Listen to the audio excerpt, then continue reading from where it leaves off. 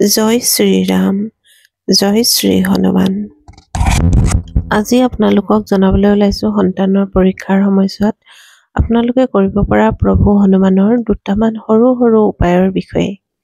যিহেতু এতিয়া মেট্ৰিক আৰু হায়াৰ ছেকেণ্ডেৰী পৰীক্ষা সমাগত, গতিকে যিসকলৰ ঘৰত পৰীক্ষা দিবলগীয়া ল'ৰা ছোৱালী আছে তেওঁলোকে যথেষ্ট চিন্তাত থাকে, যথেষ্ট টেনশ্যন লৈ থাকে আৰু এই সময়ত তেওঁলোকে দীঘলীয়া কিবা এটা সংকল্প জাতীয় কৰিবলৈও এই সময়ত অসুবিধা হয়, কাৰণ বহুত নিয়ম কানুন মানি চলিবলগীয়া হয়।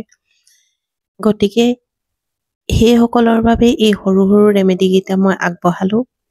আহক আমি সকলোৱে কৰোঁ। মোৰো দুজনী ছোৱালী আছে, এজনী হায়াৰ ছেকেণ্ডেৰী দিব, এজনীয়ে মেট্ৰিক দিব। গতিকে ময়ো কাইলৈৰ পৰা এই উপায়কেইটা কৰিম, আপোনালোকেও কৰক।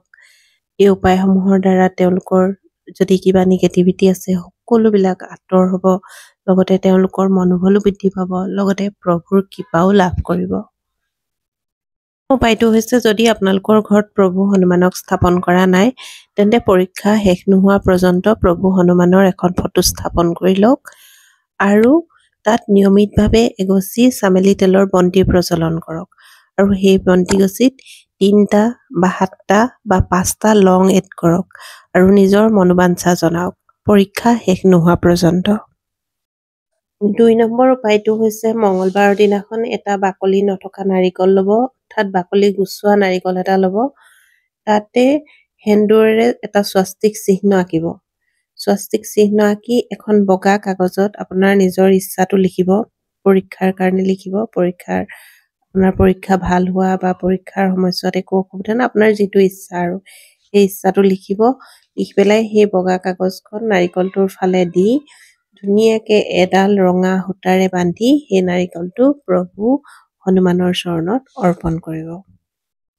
পৰীক্ষা শেষ নোহোৱা পৰ্যন্ত যেইটা মঙ্গলবাৰ পৰে সিমানটা মঙ্গলবাৰে কৰিব। যদি একমাহ পৰীক্ষা হয়, এমাহত আপোনাৰ 4টা মঙ্গলবাৰ পৰিব। 4টা মঙ্গলবাৰে আপুনি 4টা নাৰিকল দান কৰিব, নিজৰ ইচ্ছাটো লিখিব। আৰু যদি আপোনাৰ মাকসকলৰ অসুবিধা হয় তেতিয়া কাৰোবাৰ হতুৱাই হ'লেও সেই নাৰিকলটো মন্দিৰত দিয়াৰ ব্যৱস্থা কৰিব। প্ৰভু হনুমানৰ লগত জড়িত যিকোনো ৰেমেডি আপুনি যেতিয়া কৰে তেতিয়া সম্পূৰ্ণ বিশ্বাসেৰে কৰিব। মানে আপোনাৰ সমস্যাটো বা আপোনাৰ ইচ্ছাটো তেওঁৰ ওপৰত অৰ্পণ কৰি দিব সম্পূৰ্ণ বিশ্বাসেৰে। কিবা সন্দেহ বা কিবা এটা প্ৰমাণ চাওঁ এনেকুৱা টাইপত নকৰিব। আহক দ্বিতীয় উপায়টোলৈ যাওঁ।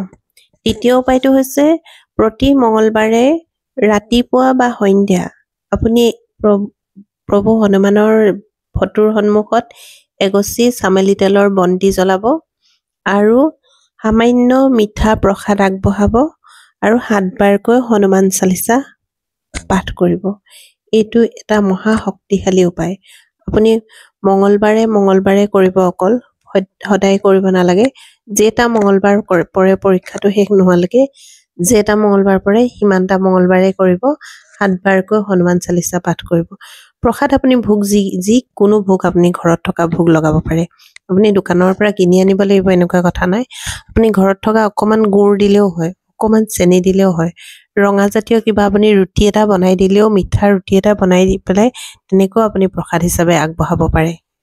মাত্ৰ মন্দিৰ যোৱাৰ দিনটোত আৰু চালিচা যিদিনাখন আপোনালোকে পাঠ কৰিব সেই দিনটোত আপোনালোকে কোনো ধৰণৰ মাছ মাংস জাতীয় আমিষ বস্তু নাখাব আৰু এলকহল জাতীয় বস্তু নাখাব বা হাতেও নুচুব। সেইদিনাখন সেই 2টা নিয়ম সম্পূৰ্ণৰূপে মানি চলিব। মঙ্গলবাৰৰ দিনাখনেই কথা কৈছোঁ মই। 4 নম্বৰ উপায়টো হৈছে, আপোনালোকে প্ৰতি মঙ্গলবাৰে অৰ্থাৎ পৰীক্ষা শেষ নোহোৱা পৰ্যন্ত যেটা মঙ্গলবাৰ পৰে সেইটা মঙ্গলবাৰে নিজৰ ইচ্ছা জনাই এখনকৈ মিঠাপান প্ৰভুৰ চৰণত অৰ্পণ কৰিব। মিঠাপান কেনেকৈ অৰ্পণ কৰিব লাগে বা কিদৰে মিঠাপানটো বনাব লাগে ইয়াৰ ওপৰত মোৰ এটা ভিডিঅ' আগত দিয়া হৈ আছে, আপোনালোকে সেইটো চাই ল'ব। 5 নম্বৰ নিয়মটো হৈছে, 5 নম্বৰ নিয়মটো আপোনালোকে মন্দিৰত কৰিব লাগিব। অৰেঞ্জ কালাৰৰ সেন্দুৰ ল'ব আৰু অলপ চামেলিৰ তেল ল'ব, 2টা বস্তু মিক্স কৰিব। মিক্স কৰি প্ৰভু হনুমানৰ চৰণত এটা লেপ লগাব। পুৰুষসকলে নিজে কৰিব পাৰিব, মহিলাসকলে পূজাৰীৰ দ্বাৰা লগোৱাব পাৰিব, কাৰণ মহিলাক যতদূৰ সম্ভৱ শ্ৰী হনুমানৰ মূৰ্তি স্পৰ্শ কৰিবলৈ দিয়া নহ'ব। গতিকে তেওঁলোকে পূজাৰীক ক'লে তেওঁলোকৰ নামত পূজাৰীয়ে লগাই দিব। 6 নম্বৰটো আচলতে কোনো ধৰণৰ নিয়ম বা ৰেমেডি নহয়, এইটো আপোনালোকে নিজে মানিবলগীয়া কথা। কথাটো হৈছে যে যিকোনো মন্দিৰলৈ যাওঁতে আপোনালোকে হনুমান মন্দিৰ বুলিয়ে কোৱা নাই, যিকোনো মন্দিৰলৈ আপোনালোকে যেতিয়াই নজক লাগে নিজৰ চলাইটো নিজে লৈ যাব আৰু সেই চলাইটো লগত আকৌ ঘূৰাই নানিব, তাতে এৰি থৈ আহিব, যাতে আপোনাৰ চলাইৰ দ্বাৰা আন 10 জনৰ 10 গজ বন্তি প্ৰজ্বলিত হয়। ঠিক তেনেদৰে আপোনালোকে ধূপ নিলেও গোটেই ধূপখিনি একেবাৰতে জ্বলাই থৈ নাহিব, তাত অলপ জ্বলাই বাকী যিখিনি থাকে পেকেটত সেই পেকেটটো পূজাৰীক দান দি আহিব, যাতে পাছদিনা তেওঁ যেতিয়া পূজা কৰিব, পূজা কৰোঁতে আপোনাৰ সেই ধূপৰ পেকেটটোৰ পৰাই তেওঁ ধূপ দান কৰিব পাৰে। এইখিনি আছিল নিয়মখিনি, আপোনালোকে কৰি চাব, সুফল পাব। যদিও সৰু সৰু ৰেমেডি কিন্তু যথেষ্ট পাৱাৰফুল হয়, আপোনালোকৰ ইচ্ছা পূৰণত যথেষ্ট সহায় হ'ব। মাত্ৰ ভক্তি, বিশ্বাস আৰু শ্ৰদ্ধা সহকাৰে প্ৰতিটো নিয়ম কৰিব। মন্দিৰত কৰিবলগীয়াকেইটা মন্দিৰত কৰিব আৰু যিকেইটা ঘৰত কৰিবলগীয়া হয় সেইকেইটা ঘৰতে কৰিব। চালিচা পাঠটো ঘৰতে কৰিব, কাৰণ সুবিধাজনক হয়। এটা সুন্দৰ পৰিৱেশত, এটা আৰামদায়ক পৰিৱেশত আপুনি সুন্দৰভাৱে 7 বাৰ পঢ়িব পাৰিব।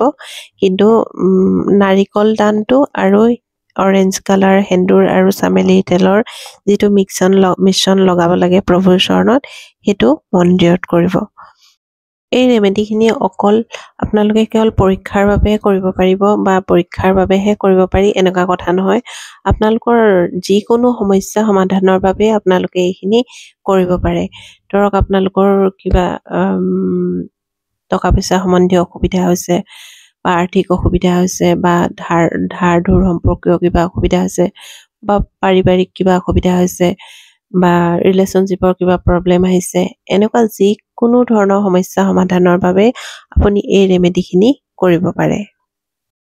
শেষত সকলোলৈ এটা সৰু অনুৰোধ, যদি ভিডিঅ'টো ভাল লাগে তেন্তে লাইক কৰিব, যদি চেনেলটো ছাবস্ক্ৰাইব কৰা নাই তেন্তে ছাবস্ক্ৰাইব কৰিব আৰু কমেণ্ট বক্সত লিখিব জয় শ্ৰীৰাম।